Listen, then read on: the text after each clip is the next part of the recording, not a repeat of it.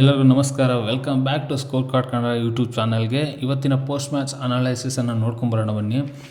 India versus Australia T20 ಇವತ್ತಿನ match ಏನೇನಾಗಿದೆ, ಏನೇನೆಲ್ಲ ಆಯಿತು ಎಲ್ಲ ನೋಡ್ಕೊಂಬರೋಣ. ನೋಡೋದಕ್ಕಿಂತ ಮುಂಚೆ ಫಸ್ಟ್ ಟೈಮ್ ನಮ್ಮ ಚಾನಲನ್ನು ನೋಡ್ತಾ ಇದ್ದರೆ ದಯವಿಟ್ಟು ಸಬ್ಸ್ಕ್ರೈಬ್ ಮಾಡ್ಕೊಳ್ಳಿ, ಶೇರ್ ಮಾಡ್ಕೊಳ್ಳಿ, ಲೈಕ್ ಮಾಡ್ಕೊಳ್ಳಿ, ಸಪೋರ್ಟ್ ಮಾಡಿ ಅಂತ ಕೇಳ್ತಾ ಸ್ಟಾರ್ಟ್ ಮಾಡೋಣ ಬನ್ನಿ. ಇವತ್ತಿನ ಮ್ಯಾಚ್ ಬಂದು ಟಾಸ್ ಓನ್ ಆಗಿದ್ದು ಟೀಮ್ ಇಂಡಿಯಾ ಅವರು. ಟಾಸ್ ಓನ್ ಆಗ್ತಾ ಇದ್ದಾಗೆ ನಮ್ಗೆ ಆಲ್ಮೋಸ್ಟ್ 80% ಕಾನ್ಫಿಡೆಂಟ್ ಬಂತು. ಗುರು ಲಾಸ್ಟ್ ಮ್ಯಾಚ್ ಹಿಂಗಾಯಿತು, ಈ ಮ್ಯಾಚ್ ಆದರೂ 100% ಹೊಡಿತೀವಿ ಗುರು ಅಂತ ಒಂದು 80% ಕಾನ್ಫಿಡೆಂಟ್ ಬಂತು. ಯಾಕೆಂದರೆ ನಮಗೆ ಟಾಸ್ ಓನ್ ಆಗಿದ್ದು ಚೇಸಿಂಗ್ ಆಪ್ಷನ್ಸ್ ತೊಗೊಳಕ್ಕೆ. ಓಕೆ, ಅಕಸ್ಮಾತ್ ಏನಾದರೂ ಆಸ್ಟ್ರೇಲಿಯಾದವರನ್ನು ಚೇಸಿಂಗ್ ತೊಗೊಂಬಿಟ್ಟಿದ್ರೆ ನಮ್ಮ ಕತೆ ಈ ಮ್ಯಾಚು ಡುಂಕು ಡಮಲ್ ಆಗೋಗಿರೋದು. ಯಾಕೆಂದರೆ ನಮ್ಮ ಕಡೆ ನೋಡಿದ್ದೀರಲ್ಲ ಆಸ್ಟ್ರೇಲಿಯಾ ಮೇಲೆ ಹೆಂಗೆಲ್ಲ ಬ್ಯಾಟಿಂಗ್ ಮಾಡ್ತಾರೆ ಅಂತೇಳ್ಬಿಟ್ಟು. ಇವತ್ತಿನ ರೀತಿ ಉಲ್ಟಾ ಆಗಿದೆ ಗುರು. ನೋಡೋಣ ಬನ್ನಿ ಹೇಗಿದೆ ಸ್ಕೋರ್ ಕಾರ್ಡ್ ಅಂತೇಳ್ಬಿಟ್ಟು. ಫಸ್ಟು ಓಪನಿಂಗ್ ಮಾಡ್ತಾರೆ ಟ್ರಾವೆಸ್ ಹೆಡ್, ಮಿಚೆಲ್ ಮಾರ್ಷ್ ಅವರು. ಟ್ರಾವೆಸ್ ಹೆಡ್ ಈ ಮ್ಯಾಚಲ್ಲಿ ಅಂತ ಏನು ಹಾಕೋಕ್ಕಾಗಿಲ್ಲ, ಜಸ್ಟ್ ಒಂದು 4 ಹೊಡೆದಿದ್ದಾರೆ. ಆಮೇಲೆ ಜಸ್ಟ್ 4 ಬಾಲ್ಗೆ 6 ರನ್ನನ್ನು ಹೊಡೆದಿದ್ದಾರೆ. ಮಿಚೆಲ್ ಮಾರ್ಷ್ ಕ್ಯಾಪ್ಟನ್ ಆಗಿರೋವಂಥವ್ರು 11 ರನ್ನನ್ನು ಹೊಡೆದಿದ್ದಾರೆ, 14 ಬಾಲ್ ತೊಗೊಂಡಿದ್ದಾರೆ. ಜಸ್ಟ್ ಅವರು ಕೂಡ ಒಂದು 4 ಹೊಡೆದಿದ್ದಾರೆ. ಅವರ ವಿಕೆಟ್ ಎತ್ತಿದ್ದು ವರುಣ್ ಚಕ್ರವರ್ತಿ. ಟ್ರಾವೆಸ್ ಹೆಡ್ ಮೇನ್ ಇಂಪಾರ್ಟೆಂಟ್ ವಿಕೆಟ್ ಆಗಿತ್ತು ನಮಗೆ. ಅವರ ವಿಕೆಟ್ ಫಸ್ಟ್ ಎತ್ತಿದ್ದು ಹರ್ಷದೀಪ್ ಸಿಂಗ್. ಅವ್ರಿಗೆ ಥ್ಯಾಂಕ್ಸ್ ಹೇಳ್ಬೇಕು ನಾವು. ಯಾಕಂದರೆ ಒಳ್ಳೆ ಬೌಲಿಂಗ್, ಎಕಾನಮಿನೂ ಚೆನ್ನಾಗಿದೆ. 8.80 ಅಂದರೆ ರೇಂಜಲ್ಲಿ ಸುಮಾರಾಗಿದೆ. ಫಸ್ಟು ನಮ್ಮ ಟೀಮ್ ಇಂಡಿಯಾದಲ್ಲಿ ಎಕಾನಮಿ ಬಂತು ಅಂದರೆ ಜಸ್ಮಿತ್ ಬೂಮ್ರಾ ಅವರೇ ಬರ್ತಾರೆ. ಅವ್ರ ಬೌಲಿಂಗ್ ಕೇಳಬೇಕಾ, ವಿಕೆಟ್ ತಿಂದಿಲ್ಲ ಅಂತ ಹೇಳಿದ್ರು ಎಕಾನಮಿಗೇನೇ ಮೋಸ ಇಲ್ಲ. ನೆಕ್ಸ್ಟು ಜೋಶ್ ಇಂಗ್ಲೀಷ್ ಅವರು. ಇಂಗ್ಲೀಷ್ ಅಂದರೆ ಹೈ ಇಂಗ್ಲೀಷ್ ಅಲ್ಲ, ಇವ್ರ ಹೆಸರೇ ಜೋಶ್ ಇಂಗ್ಲೀಷ್, ಗೊತ್ತಲ್ಲ ನಿಮಗೆಲ್ಲ. ಓಕೆ, ಇವ್ರು ಬಂದು 7 ಬಾಲ್ನ ತಿಂತಾರೆ, ಜಸ್ಟ್ 1 ರನ್. ಇವತ್ತಿನ ಮ್ಯಾಚಲ್ಲಿ ಅವ್ರಿಗೆ ಕಾನ್ಫಿಡೆಂಟ್ ಇರಲಿಲ್ಲ. ಸೊ ಆಲ್ಮೋಸ್ಟ್ 1, 2, 3 ಪಟ ವಿಕೆಟ್ ಬಿತ್ತು. ನೆಕ್ಸ್ಟು ಬಂದಿದ್ದು ಯಾರು ಗುರು, ಟೀಮ್ ಡೇವಿಡ್. ಅದು ನಮ್ಮ RCB ಆಟಗಾರರು, ಅದಕ್ಕೋಸ್ಕರ ಒಂದು ಮೆಚ್ಚುಗೆ ಬೇಕೇ ಬೇಕು. ಇವರು ಆಸ್ಟ್ರೇಲಿಯಾದಲ್ಲಿ ಪ್ಲೇ ಮಾಡಿದ್ರು ನಮ್ಗೆ ಈ ಥರ ಆಡಿರೋದು ಖುಷಿನೇ. ಯಾಕೆಂದರೆ RCBಯಲ್ಲಿ ಕೂಡ ಇವರು ಇದ್ದಾರೆ. ಆಲ್ಮೋಸ್ಟ್ ಫಿನಿಷಿಂಗ್ ಟೈಮಲ್ಲೇ ಬರ್ತಾರೆ ಇವರು. ಇವ್ರು ಬ್ಯಾಟಿಂಗ್ ಯಾವುದ್ರಲ್ಲೇನು ಕಡಿಮೆ ಇಲ್ಲ.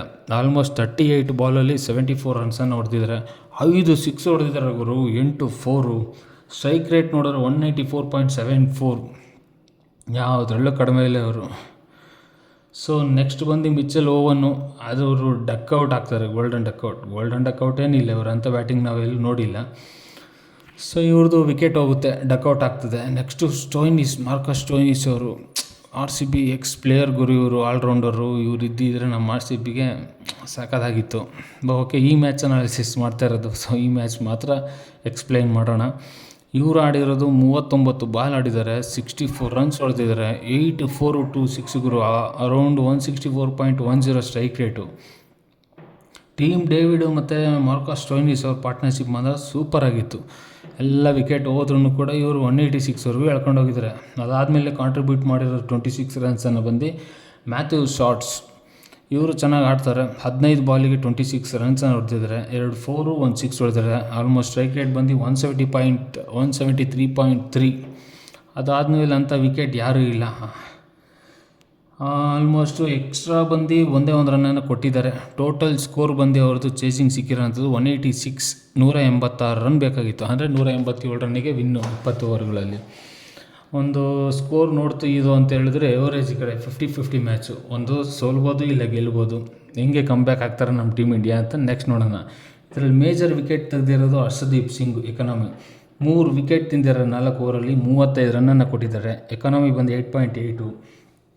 ಆಮೇಲೆ ಜಸ್ಮಿತ್ ಬೂಮ್ರಾ ಅವರು 4 ಓವರಲ್ಲಿ 26 ರನ್ ಕೊಟ್ಟಿದ್ದಾರೆ. ವಿಕೆಟ್ ಅಂತೂ ಒಂದು ತೆಗಿಯೋಕ್ಕಾಗಿಲ್ಲ. ನೋಡಿ ಎಂತೆಂಥ ಒಳ್ಳೆ ಡೆತ್ ಓವರ್ಗಳಲ್ಲಿ ಬೌಲಿಂಗ್ ಮಾಡೋ ಅಂಥವ್ರನ್ನೇ ಒಂದು ವಿಕೆಟು ತೆಗಿಯೋಕ್ಕಾಗಿಲ್ಲ ಅಂದರೆ 6.50. ಎಕಾನಮಿ ಮಾತ್ರ ಸೂಪರ್ ಮಸ್ತಾಗಿದೆ, ಬಟ್ ವಿಕೆಟ್ ಮಾತ್ರ 0. ಓಕೆ, ಸ್ಕೋರನ್ನು ಕಟ್ಟಾಕೋದು ಭಾಳ ಇಂಪಾರ್ಟೆಂಟ್ ವಿಕೆಟ್ಗಿಂತ. ನಂತರ ವರುಣ್ ಚಕ್ರವರ್ತಿ. ಇವ್ರದ್ದು ಎಕಾನಮಿ ಬಂದು 8.20. ರನ್ ಕೊಟ್ಟಿರೋದು 33 ರನ್ನನ್ನು ಕೊಡ್ತಾರೆ. 2 ವಿಕೆಟು ಮೇಜರ್ ವಿಕೆಟ್ ಯಾರ್ಯಾರ್ದು ತೊಗೊಂಡಿದ್ದಾರೆ ಅಂದರೆ ಮಿಚೆಲ್ ಮಾರ್ಷ್ ಅವ್ರದ್ದೊಂದು ತೊಗೊಂಡಿದ್ದಾರೆ. ಅದಾದಮೇಲೆ ತೊಗೊಂಡಿರೋದು ಮಿಚೆಲ್ ಓವನ್. ಎಲ್ಲ ಮಿಚೆಲ್ಲೇ. ಓಕೆ, ಅಲ್ಲಿಗೆ ನೆಕ್ಸ್ಟು ತೊಗೊಂಡಿರೋವಂಥದ್ದು ಅಕ್ಷರ್ ಪಟೇಲು. ಇವ್ರದ್ದು ಎಕಾನಮಿ ಅಂತ ಇಲ್ಲ ಈ ಮ್ಯಾಚಲ್ಲಿ, 8.80 ಇದೆ, ಒಂದು ಕೂಡ ವಿಕೆಟ್ ತೆಗೆದಿಲ್ಲ. ನೆಕ್ಸ್ಟು ಬರೋ ಅಂಥದ್ದು ಬೌಲಿಂಗ್ಗೆ ನೋಡಿ ಗುರು. ಈ ಮ್ಯಾಚಲ್ಲಿ ಶಿವಮ್ ದುಬೆ ಅವ್ರಿಗೆ ಬೌಲಿಂಗ್ ಕೊಟ್ಟಿದ್ದಾರೆ. 3 ಓವರ್ಗೆ 43 ರನ್ ಮುಗ್ಗ ಹೊಡ್ಸ್ಕೊಂಡವ್ರೆ. ಎಕಾನಮಿ ಬಂದು 14.30. ಮೇಜರ್ ಇವ್ರದ್ದೇನು ಹೈಲೈಟ್ಸು ಅಂದರೆ ಒಂದು ವಿಕೆಟನ್ನು ತೆಗಿತಾರೆ, ಅದು ಟೀಮ್ ಡೇವಿಡು. ಅಂತ ಏನಿಲ್ಲ, ಯಾಕೆಂದರೆ ಅದು ಡೆತ್ ಓವರ್ಸಲ್ಲಿ ಕೊನೆಯ ಮೂಮೆಂಟಲ್ಲಿ ತೆಗೆದಿದ್ದು. ಬಟ್ ಓಕೆ, ಒಂದು ವಿಕೆಟನ್ನು ತೆಗೆದಿದ್ದಾರೆ. ಅಭಿಷೇಕ್ ಶರ್ಮಾ ಅವರು ಎಂಥ ಬ್ಯಾಟಿಂಗರು, ಲೆಫ್ಟ್ ಹ್ಯಾಂಡೆಡ್ ಬ್ಯಾಟರ್ ಇದು. ಒಂದು ವಿಕೆಟ್ ತೆಗೆದಿಲ್ಲ, ಬಟ್ 13 ರನ್ನನ್ನು ಕೊಟ್ಟಿದ್ದಾರೆ. ಸೊ ಅಲ್ಲಿಗೆ ಇವರು ಟೋಟಲ್ ಸ್ಕೋರ್ 186 ಓವರ್ ಆಗುತ್ತೆ. ನೆಕ್ಸ್ಟು ಬಂದಿದ್ದು ನಮ್ಮ ಟೀಮ್ ಇಂಡಿಯಾ ಬ್ಯಾಟಿಂಗ್ಗೆ. ಅವರು ಹೆಂಗೆಲ್ಲ ಆಡಿದ್ದಾರೆ ಅಂತ ನೋಡೋಣ ಬನ್ನಿ. 6 ರನ್ಗಳನ್ನು ಟಾರ್ಗೆಟಾಗಿ ಇಟ್ಕೊಂಡು ನಮ್ಮ ಟೀಮ್ ಇಂಡಿಯಾ ಅವರು ಚೇಸಿಂಗ್ ಬರ್ತಾರೆ. ಓಪನಿಂಗ್ ಬರೋದು ಅಭಿಷೇಕ್ ಶರ್ಮಾ ಮತ್ತು ಶುಭ್ಮನ್ ಗಿಲ್ ಅವರು. ಅಭಿಷೇಕ್ ಶರ್ಮಾ ಅಂತೂ ಎಕ್ಸಲೆಂಟ್ ಬ್ಯಾಟಿಂಗರು.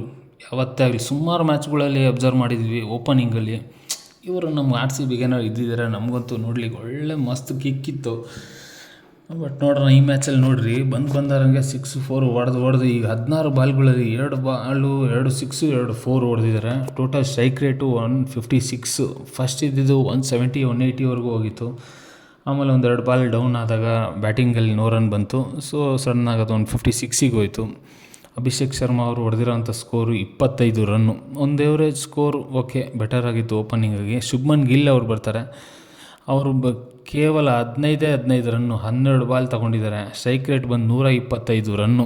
ಏನು ಅಂತ ಹೇಳ್ಕೊಳಕ್ಕಿಲ್ಲ ಶುಭ್ಮನ್ ಗಿಲ್ ಅವ್ರ ಬ್ಯಾಟಿಂಗ್ ಈ ನಡುವೆ, ಅದು T20ಯಲ್ಲಿ ಮಾತ್ರ. ಓಕೆ ನೋಡೋಣ. ನೆಕ್ಸ್ಟು ಕ್ಯಾಪ್ಟನ್ ಬಂದು ಸೂರ್ಯಕುಮಾರ್ ಯಾದವ್ ಅವ್ರು ಬರ್ತಾರೆ. 11 ಬಾಲ್ಗಳಲ್ಲಿ 24 ರನ್ನು ಗುರು. Strike rate 218. 2 6 ಬಂದವ್ರಂಗೆ ಎತ್ತಿ ಅದಾದಮೇಲೆ ಒಂದು 4 ರನ್ ಹೊಡಿತಾರೆ. ಅವ್ರನ್ನ ವಿಕೆಟ್ ಎತ್ತಿದ್ದು ಬಂದು ಮಾರ್ಕಸ್ ಸ್ಟೋಯ್ನಿಸ್ ಅವರು. ಅವ್ರೇನೋ ಇದ್ದಿದ್ರೆ ಇನ್ನೊಂದು ಸ್ವಲ್ಪ ಸ್ಕೋರು ಟಕ ಅಂತ ಇನ್ನೊಂದು ಸ್ವಲ್ಪ ಓವರ್ ಉಳಿದಿರೋದು. ನೆಕ್ಸ್ಟು ತಿಲಕ್ ವರ್ಮಾ. ಇವರು ಚೆನ್ನಾಗಿತ್ತು ಇವ್ರ ಬ್ಯಾಟಿಂಗ್ ಇವತ್ತು ನೋಡೋಕ್ಕೆ. ಆದರೆ ಸ್ಟ್ರೈಕ್ ರೇಟ್ ಬಂದಿಲ್ಲ, ಬಾಲ್ಗಳು ಸ್ವಲ್ಪ ಹೋಯ್ತು.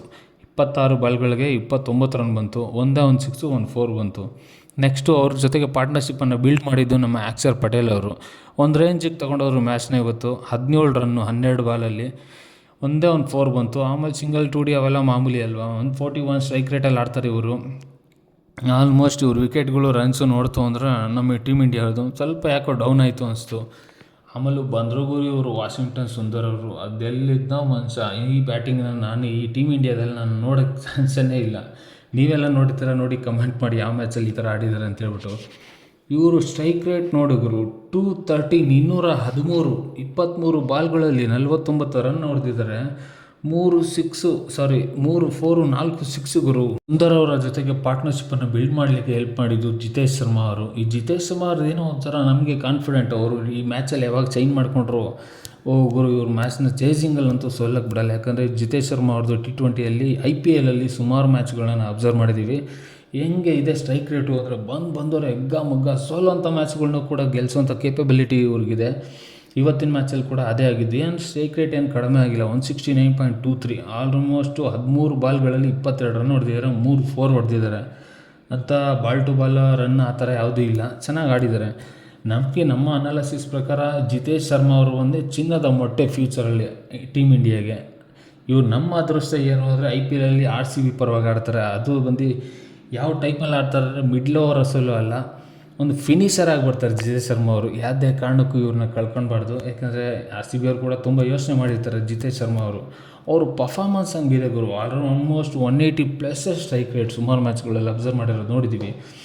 ಇನ್ನು ಆಲ್ಮೋಸ್ಟ್ ಇವರಿಬ್ಬರು ಸೇರ್ಕೊಂಡು ಮುಗ್ಗ ವಾಣಿಸ್ತಾರೆ. ಮೇಯ್ನ್ ಈ ಮ್ಯಾಚಲ್ಲಿ ಹರ್ಷದೀಪ್ ಸಿಂಗ್ ಒಂದು 3 ವಿಕೆಟ್ ತೆಗಿತಾರೆ. ಅವ್ರಿಗೆ ಪ್ಲೇಯರ್ ಆಫ್ ದ ಮ್ಯಾಚ್ ಕೊಟ್ಟಿದ್ದಾರೆ ಈ ಮ್ಯಾಚಲ್ಲಿ. ನನ್ನ ಕೇಳಿದರೆ ಪ್ಲೇಯರ್ ಆಫ್ ದ ಮ್ಯಾಚ್ ಬಂದು ವಾಷಿಂಗ್ಟನ್ ಸುಂದರ್ ಅಂತ ಹೇಳ್ತೀನಿ. ಯಾಕಂದರೆ ಏನು ಗುರೋದು 23 ಬಾಲ್ಗಳಲ್ಲಿ 49 ರನ್ನು. ಆಸ್ಟ್ರೇಲಿಯನ್ಸ್ ಅವರು ಬಂದವ್ರು ಹಂಗೆ ತಗೊಳ್ರಿ ಬಿಸ್ಕೆಟ್ ಹೊಡೆದು ಎಲ್ಲ ಕಳಿಸ್ತಾರೆ. ಹೊಡೆಯೋ ಒಂದೊಂದು ಶಾಟ್ಗಳು ಎಲ್ಲ ಆಕಾಶ ನೋಡ್ತಾಯಿತ್ತು. ಎಲ್ಲರ ಬಾಲ್ಗಳು ಆಕಾಶನೇ ನೋಡೋದು. ಬಟ್ ಬೌಂಡ್ರಿಯಿಂದ ಆಚೆ ಹೆಂಗೆ ಬೀಳುತ್ತೆ ಅಂತ ನೋಡ್ಬೇಕಷ್ಟೇ. ಬಟ್ ಇವ್ರ ಬಾಲ್ ಅಂತೂ ಸಖತ್ತಾಗಿತ್ತು ಗುರು. ಸೌಂಡ್ ಮಾಡಿ ಟಕ್ ಅಂತ ಅಷ್ಟೇ ಬರ್ತಾಯಿತ್ತು. ಮಸ್ತಾಗಿತ್ತು ವಾಷಿಂಗ್ಟನ್ ಸುಂದರ್ ಅವರು. ಇನ್ನು ಈ ವಿಕೆಟ್ ಯಾರ್ಯಾರು ತೊಗೊಂಡಿದ್ದಾರೆ ಆಸ್ಟ್ರೇಲಿಯನ್ ಪರ ಅಂದರೆ ನೆಥನ್ ಇಲ್ಸ್ 3 ವಿಕೆಟನ್ನು ತೊಗೊಂಡಿದ್ದಾರೆ. ಆಸ್ಟ್ರೇಲಿಯನ್ ಎಕನಾಮಿ ಇವತ್ತೇನು ಅಷ್ಟೇನಿಲ್ಲ ಬೌಲಿಂಗ್ ಡಿಪಾರ್ಟ್ಮೆಂಟಲ್ಲಿ. ಜೋಶ್ ಹೇಜಲ್ವುಡ್ ಇಲ್ಲ ಗುರು ಮೇಯ್ನು. ಯಾಕಂದರೆ ಅವ್ರು ಇದ್ದಿದ್ರೆ ಎಕನಾಮಿ ಹೇಳೋಕ್ಕಾಗಲ್ಲ, ಆ ರೇಂಜಲ್ಲಿತ್ತು. ಹಾಗಂತ ನಾವು ಯೋಚನೆ ಮಾಡೋಕ್ಕೂ ಆಗಲ್ಲ. ಯಾಕಂದರೆ ಜಸ್ಮಿತ್ ಬೂಮ್ರಾ ಅವರು ಡೆತ್ ಓವರ್ಸಲ್ಲಿ ಹೆಂಗೆಲ್ಲ ಮಾಡ್ತಾರೆ, ಓಪನಿಂಗಲ್ಲಿ ಹೆಂಗೆಲ್ಲ ಮಾಡ್ತಾರೆ, ಡಾಟ್ ಬಾಲ್ಸ್ ಕೊಡ್ತಾರೆ, ವಿಕೆಟ್ ತೆಗಿತಾರೆ. ಹಾಗಂತ ಈ ಮ್ಯಾಚಲ್ಲಿ ನೋಡಿ 4 ಓವರ್ಸ್ ಕೊಟ್ಟು ಒಂದೇ ಒಂದು ವಿಕೆಟ್ ತೆಗೆದಿಲ್ಲ. 26 ಸಮಥಿಂಗ್ ರನ್ಸ್ನ ಕೊಟ್ಟಿದ್ದಾರೆ.